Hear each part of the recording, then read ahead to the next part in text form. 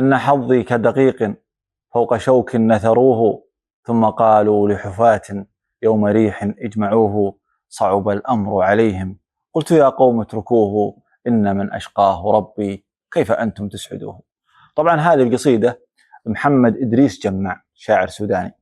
هذا الشاعر يصيب بمرض في عقله، حد علمي يقولون من كثر ذكائه يصيب بمرض في عقله، حتى أنهم نووا يودونه صوب لندن يعالجونه هناك. وهو في المطار محمد إدريس جماع، وكان مقعد، طبعا كان مقعد على دراجة، يقولون شاف ذاك الرجال اللي مع ذاك المرأة مع عريسهم ماخذين الآخر ورايحين شهر عسل، وكانت المرأة جميلة.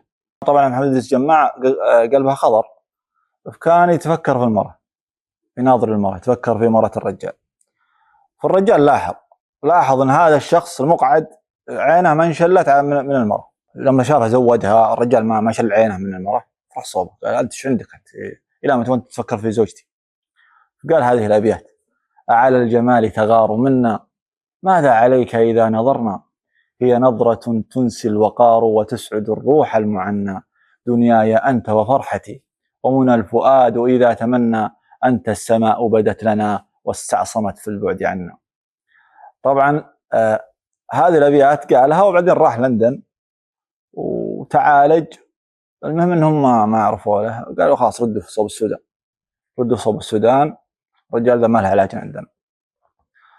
المهم انه عود للسودان ودخلوه في ذاك المستشفى. يوم دخلوه في المستشفى كان عنده ممرضة، فكانت الممرضة هي اللي ترعاه وتشوف علاجاته وتجيه وتسأله. وكان إدريس محمد جماع مثل ما قلت لكم رجال قلبها أخضر حتى لو انه مريض. فكان وهي قاعدة تسوي علاجاته، الرجال عينه في عينها، يشوف عينها ويتبسم، تفكر في عينها ويتبسم، تفكر في عينها ويتبسم. انحرجت الممرضة، الرجال لا ما يشيل عينها من عينها او ما يشيل عينها من شكلها.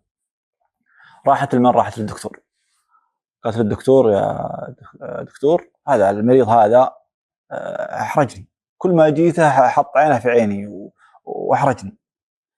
قال هو الامر بسيط، البسيش نظاره شمسيه ولا عاد شايف عينش، يمكن متزين عينش هو، لكن اذا لبست النظاره الشمسيه خفيت عينش.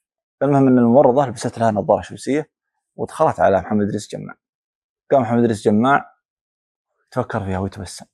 قال بيت طبعا من اقوى الابيات الادبيه يقال في تاريخنا المعاصر: السيف في الغمد لا تخشى بواتره، وسيف عينيك في الحالين فتار. يعني ما في فكه، مهما سويتي انا معجب بعينش، بمدح عينش.